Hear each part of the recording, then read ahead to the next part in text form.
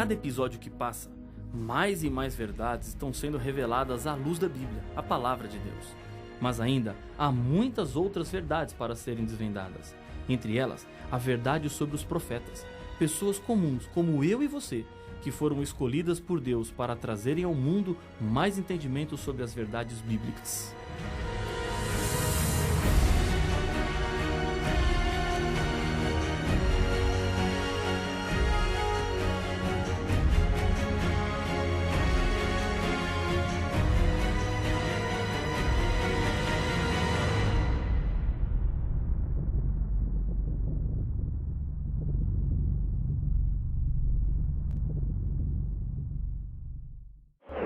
A verdadeira Igreja de Deus é identificada por duas características, segundo a Bíblia.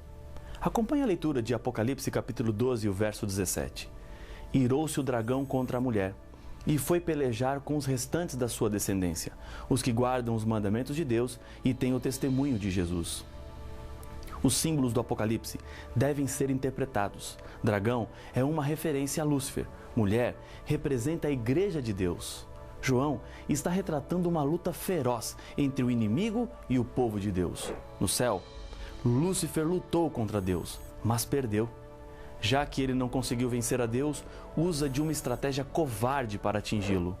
Ele faz sofrer, causa problemas na vida dos seres humanos, pois sabe que assim atinge diretamente ao Criador. O povo de Deus é reconhecido por algumas características. Primeiro, guarda os mandamentos de Deus, os 10 mandamentos, conforme estão escritos na Bíblia e não na adaptação feita pelos seres humanos. Deus não autorizou ninguém mexer nos mandamentos. Não existe nenhum texto na Bíblia que permita ao ser humano dizer no lugar de Deus o que deve e o que não deve ser feito. Segundo, o povo de Deus teria o testemunho de Jesus. E a pergunta que se faz agora é: o que é o testemunho de Jesus?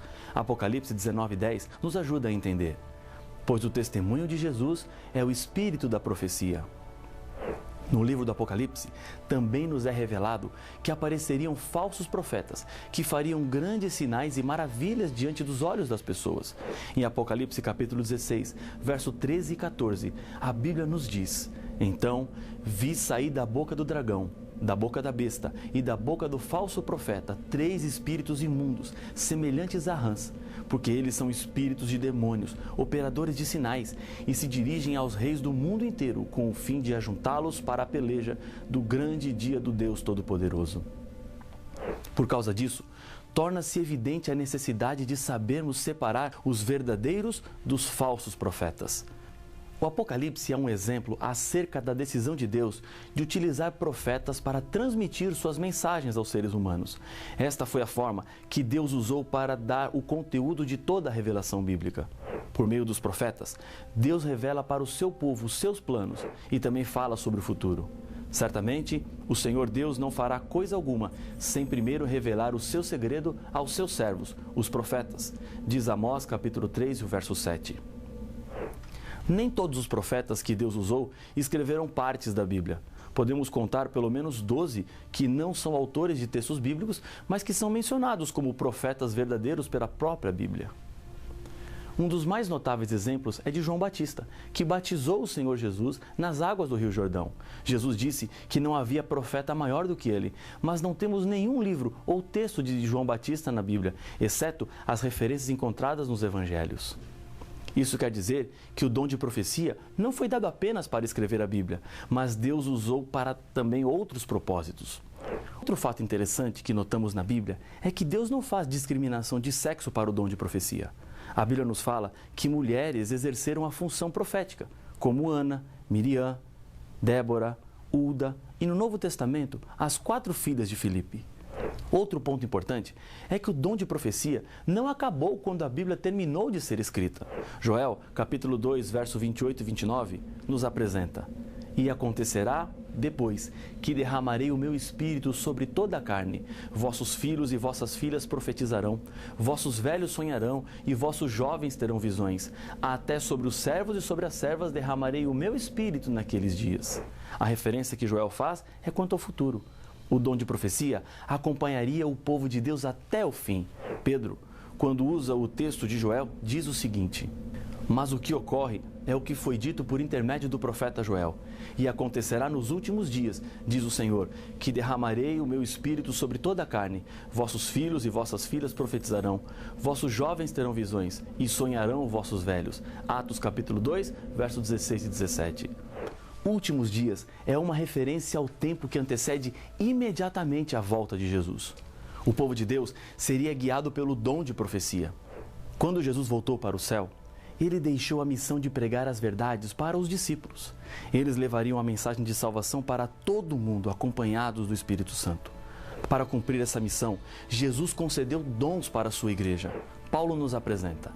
E ele mesmo concedeu uns para apóstolos, outros para profetas, outros para evangelistas e outros para pastores e mestres, com vistas ao aperfeiçoamento dos santos, para o desempenho do seu serviço, para a edificação do corpo de Cristo. Efésios capítulo 4, verso 11 e 12. O próprio texto explica os motivos de Deus em dar dons espirituais, a edificação da igreja. E o conteúdo da profecia para Deus é algo muito sério. No final do livro do Apocalipse, quando as revelações a João estavam chegando ao seu fim, ele ainda nos diz: e se alguém tirar qualquer coisa das palavras do livro desta profecia, Deus tirará a sua parte da árvore da vida, da cidade santa e das coisas que se acham escritas neste livro. Apocalipse capítulo 22 e o verso 19. Quando abrimos a Bíblia, estamos diante das palavras de Deus, e isso é muito importante. Quem modificar o conteúdo da revelação para atender qualquer tipo de interesse está em perigo. É importante obedecer ao que Deus nos revelou. Apocalipse capítulo 22, verso 7 apresenta: bem-aventurado aquele que guarda as palavras da profecia deste livro. No Antigo Testamento, encontramos um exemplo de como Deus abençoa aqueles que respeitam a sua revelação. Moisés fora educado na corte do Egito como príncipe e provável herdeiro ao trono. Isso significa que ele recebeu todo o conhecimento da medicina egípcia. Os papiros médicos da antiguidade mostram que os egípcios possuíam muito conhecimento em medicina curativa. Moisés escreveu muita coisa sobre saúde no Pentateuco, mas praticamente nada disse sobre a medicina curativa. Ele não estava influenciado pelas ciências dos seus dias, porque o ensino de Moisés estava baseado na revelação, a educação sobre saúde para evitar doenças. Quais foram os resultados? No Egito, a média de vida dos faraós era de 50 anos. Em Israel, segundo o Salmo 90, a média de vida era de 70 anos ou mais. Deus abençoou aqueles que creram na revelação profética. Jesus deixou uma advertência quanto aos últimos dias também, porque surgirão falsos cristos e falsos profetas, operando grandes sinais e prodígios, para enganar, se possível, os próprios eleitos. Mateus capítulo 24 e o verso 24. Esses falsos profetas seriam os responsáveis por introduzirem na igreja mentiras que destruiriam a verdade, para enganar aqueles que buscam fazer e cumprir a vontade de Deus. Mas a Bíblia nos dá algumas chaves para sabermos se o profeta é de Deus ou não é. Uma dessas chaves está em Isaías capítulo 8, versos 19 e 20. Quando vos disserem: consultai os necromantes e os adivinhos que chiureiam e murmuram, acaso não consultará o povo ao seu Deus? A favor dos vivos se consultarão os mortos? A lei é o testemunho. Se eles não falarem desta maneira, jamais verão a alva.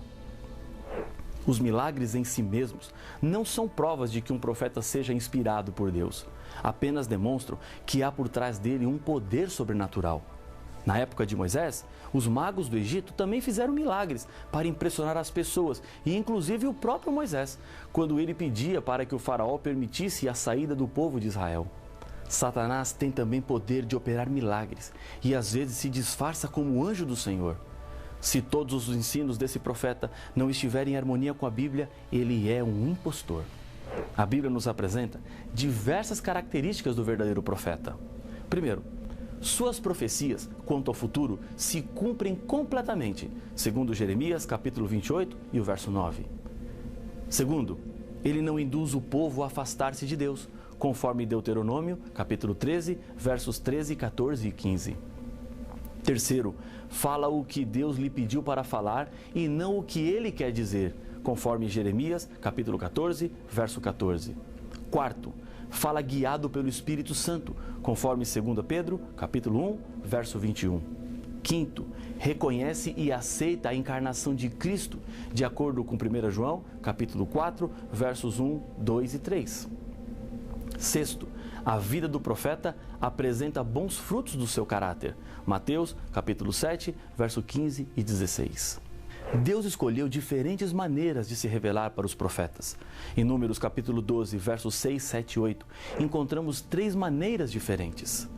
Então disse: ouvi agora as minhas palavras. Se entre vós há profeta, eu, o Senhor, em visão a ele me faço conhecer ou falo com ele em sonhos. Não é assim com o meu servo Moisés, que é fiel em toda a minha casa? Boca a boca falo com ele, claramente e não por enigmas, pois ele vê a forma do Senhor. Como, pois, não temestes falar contra o meu servo, contra Moisés? Visão, sonho, boca a boca. Deus não fala por meio de bolas de cristal, pela palma da mão, xícara de café, astrologia ou por meio dos mortos. A Bíblia descreve alguns aspectos físicos dos profetas, enquanto eles estavam em visão. Veja, por exemplo, Daniel. Daniel perdeu as forças físicas. Diz a Bíblia em Daniel capítulo 10, verso 8. Depois, Daniel recebeu forças físicas sobrenaturais. Daniel capítulo 10, verso 18 e 19. Daniel ficou sem fôlego. Diz Daniel capítulo 10, verso 17. Ficou sem falar. Daniel capítulo 10, verso 16. Inconsciente quanto àquilo que acontecia ao seu redor. Daniel capítulo 10, versos 5 a 8. O profeta podia ter também seus olhos mantidos abertos durante a visão, segundo Números 24 e o verso 4. Paulo apresentou para a igreja de Tessalônica 3 conselhos com relação às profecias. Não desprezeis as profecias, julgai todas as coisas, retende o que é bom. 1 Tessalonicenses capítulo 5, versos 20 e 21. Deus tem uma promessa também para os que são fiéis diante das mensagens proféticas. Em 2 Crônicas, capítulo 20, verso 20, é prometido àqueles que ouvem a profecia: crede no Senhor vosso Deus e estareis seguros. Crede nos seus profetas e prosperareis. Crer nos profetas do Senhor é a mesma coisa que crer no Senhor que enviou o profeta. Precisamos dar ouvidos e viver tudo aquilo que Deus nos faz conhecido através das profecias. No Apocalipse, encontramos que a igreja no tempo do fim seria acompanhada pelo dom profético. Deus levantaria nos últimos dias, mais uma vez, a profecia para conduzir o seu povo nos momentos mais críticos da história. Um profeta jamais pode dizer algo diferente ou contrário ao profeta que veio antes dele.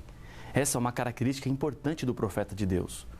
O dom de profecia, que acompanharia a igreja de Deus nos últimos dias, não substitui a Bíblia e não contradiz a Bíblia em nada. Quando estudamos a história da Igreja Adventista do Sétimo Dia e vemos como, em meio de um impressionante emaranhado de riscos e dificuldades, as mensagens inspiradas chegavam por meio de uma jovem chamada Ellen White, deram a segurança e a direção que a igreja precisava. Quem foi Ellen White? Ela nasceu em Gorham, Maine, nos Estados Unidos da América, no dia 26 de novembro de 1827. Seus pais, Robert e Eunice, eram membros da Igreja Metodista e mais tarde tornaram-se adventistas do sétimo dia. Tiveram 8 filhos. Ellen e sua irmã gêmea Isabel são as caçulas. Ellen ouviu a pregação de Guilherme Miller, pesquisador da Bíblia, que interpretou a profecia dos 2.300 anos de Daniel, capítulo 8, verso 14, terminando com a volta de Jesus, o que na época lhe impressionou. Em 1843, foi expulsa da igreja metodista por causa das suas crenças, que eram diferentes da igreja onde estava. Casou-se com Tiago White no dia 30 de agosto de 1846. Tiveram 4 filhos, todos meninos: Henrique, Edson, Guilherme e John Herbert. A sua primeira visão aconteceu em dezembro de 1844 e a última que se tem notícia aconteceu no dia 3 de março de 1915. No dia 6 de agosto de 1881, faleceu seu esposo Tiago.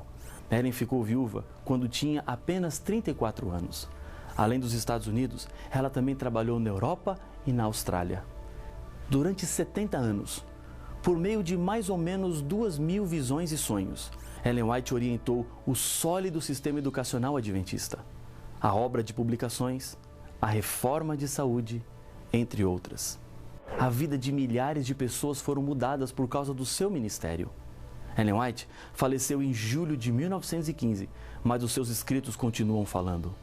Sendo que Deus fala através de profetas verdadeiros, há muitas mensagens que você precisa conhecer. Deus tem falado mais com a humanidade do que as pessoas imaginam. É preciso buscar o que Deus tem para lhe dizer. E eu tenho certeza que essas mensagens proféticas mudarão a sua vida. Acompanhe o texto de Ellen White, que fala de uma profunda esperança que temos, a libertação completa do mal. O grande conflito terminou. Pecados e pecadores não mais existem. O universo inteiro está purificado. Uma única pulsação de harmonia e alegria vibra por toda a vasta criação. Daquele que tudo criou, emanam vida, luz e felicidade por todos os domínios do espaço infinito. Desde o minúsculo átomo até o maior dos mundos, todas as coisas, animadas e inanimadas, em sua serena beleza e perfeita alegria, declaram que Deus é amor. A Grande Esperança, página 105. Esse é o plano de Deus para a vida dos seres humanos. Restauração, perfeição e eterna satisfação. Aceite as mensagens de Deus e agradeça a Ele pelos profetas, porque cada mensagem profética vem acompanhada de um bilhete de amor. Deus te ama e quer te salvar. Ele não quer que você sofra e por isso deixou um mapa para lhe ajudar nas suas escolhas e decisões. Lembre-se de uma coisa, você não está sozinho. A mensagem profética está aí para lhe ajudar, para conduzir a sua vida. Eu quero fazer uma oração com você. Feche os seus olhos. Vamos falar com Deus. Senhor Deus querido, nós te agradecemos pelas profecias. Assim sabemos por onde andar. Com segurança colocamos os nossos pés na estrada dessa vida, sabendo que o Senhor nos conduz e que o Senhor nos guia. Abençoa este teu filho, esta tua filha que ora comigo, em nome de Jesus. Amém.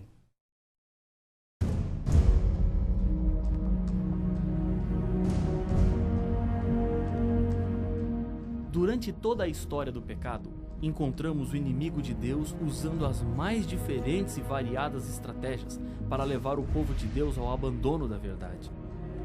A Igreja de Deus é identificada através da Bíblia e das profecias do Apocalipse.